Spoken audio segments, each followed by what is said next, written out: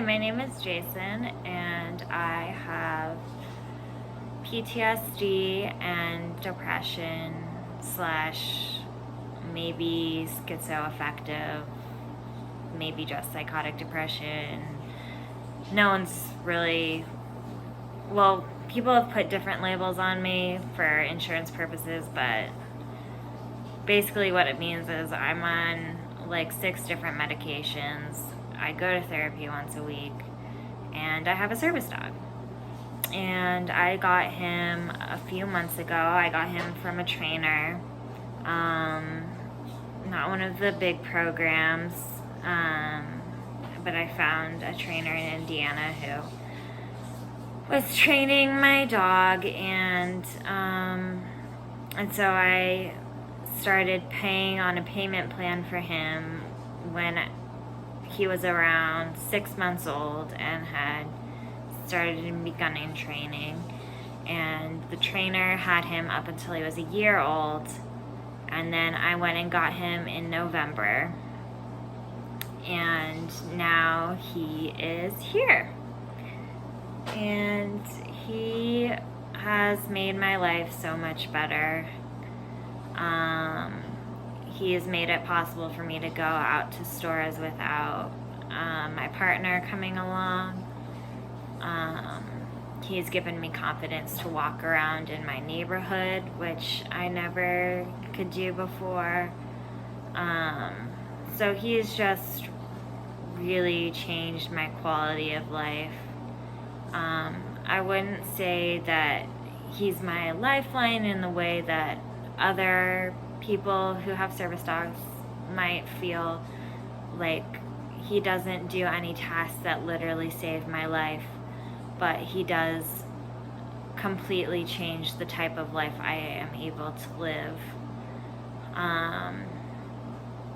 by standing behind me, creating space, keeping me grounded in the moment. Yeah, he only has 3 tasks that he's trained for, which are block, cover, and DPT. And, you know, some people have service dogs who have a bajillion tasks, and that's great for them, you know, if they need all those tasks. But Kai can really just make a difference for me with his few tasks that he has, and I'm not going to invent more tasks for him just because that would make him seem like more legitimate. I went back and forth on giving him an anxiety alert, but I decided that it would be more disruptive than I wanted in my workplace setting that I had at the time. Now I'm in a different situation, so I'm considering training him to have an anxiety alert as well. But I also think that my anxiety really doesn't portray in as physical a way as other people, so it's more difficult to get them to signal. You know, I don't scratch or press with my hands, or really, you know, unless I'm having a panic attack, I don't start hyperventilating. It's very interior, and so I've just never really trained that. And what I do train him is, when I start to feel anxious, we have DPT, and it helps calm me down and keeps the situation from escalating. I guess, yes, I also have generalized anxiety disorder. Forgot to mention that. They just all lump together for me, really, because a lot of times what my anxiety is about is my PTSD, and then I'm like, do I really have anxiety, or do I really have something else. Diagnoses are weird. They're just weird. And the fact that we're trying to boil down everything that's wrong with a person, and also that we're labeling it as wrong, drives me a little crazy, and I wish we didn't need diagnosis so much. I think I've really struggled with finding my place in communities because my diagnosis can be so, they overlap so much and they tug and pull at different pieces of each other. But anyway, you're not here for me and my moaning about the system. Kai! You're here for my service dog. Kai, come up. Up. This is Kai. He is about 18 months now, and he is a golden retriever, if you couldn't tell. He, his favorite game is playing tug.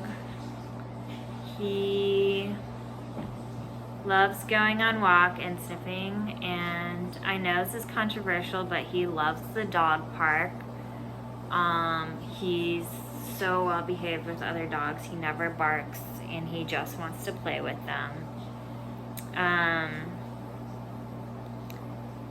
And yeah, if anyone starts getting aggressive at the dog park, I take him away right away. And my dog park is pretty good about people policing that and not having